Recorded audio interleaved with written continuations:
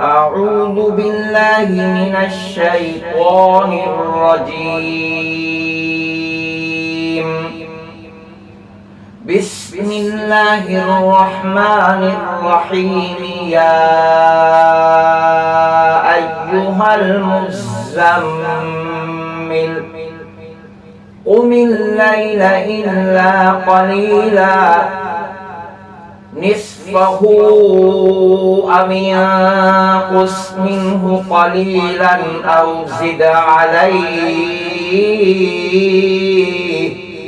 ورتل القرآن ترتيلا إنا سنلقي عليك قولا ثقيلا إن ناشئة الليل هي أشد وطئا وأقوم قيلا إن لك في النهار سبحا طويلا واذكر اسم ربك وتبتل إليه تبتيلا رب المشرق والمغرب لا إله إلا هو فاتخذه وكيلا واصبر على ما يقولون واهجرهم هجرا جميلا وذرني والمكذبين أولي النعمة ومهلهم قليلا إن لدينا أنكالا وجحيما وطعاما ذا غصة وعذابا أليما يوم ترجف الأرض والجبال وكانت الجبال كثيبا مهيلا إنا أرسلنا إليكم رسولا شاهدا عليكم كما أرسلنا إلى فرعون رسولا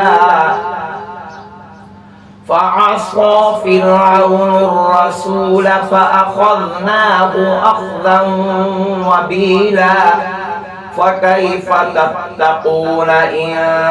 كفرتم يوما يجعل الولدان شيبا السماء منفطر به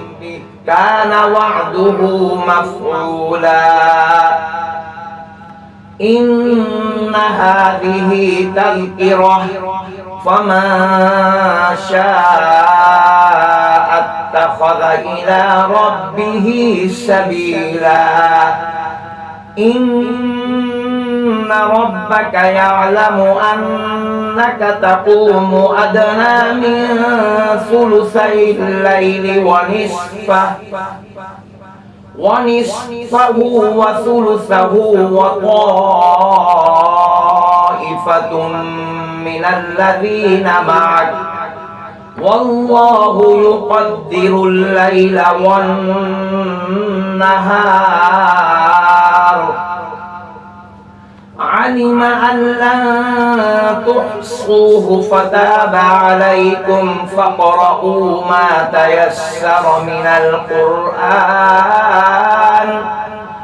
علم أن سيكون منكم مرضى وآخرون يضربون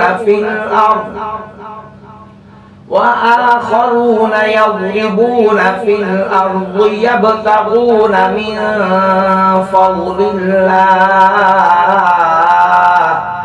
وآخرون يقاتلون في سبيل الله فاقرؤوا ما تيسر منه وأقيموا الصلاة وآتوا الزكاة وأقرضوا الله قرضا حسنا وما تقدموا لأنفسكم من خير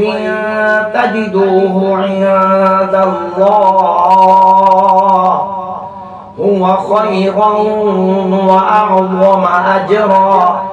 واستغفر الله إن الله غفور رحيم صدق الله العظيم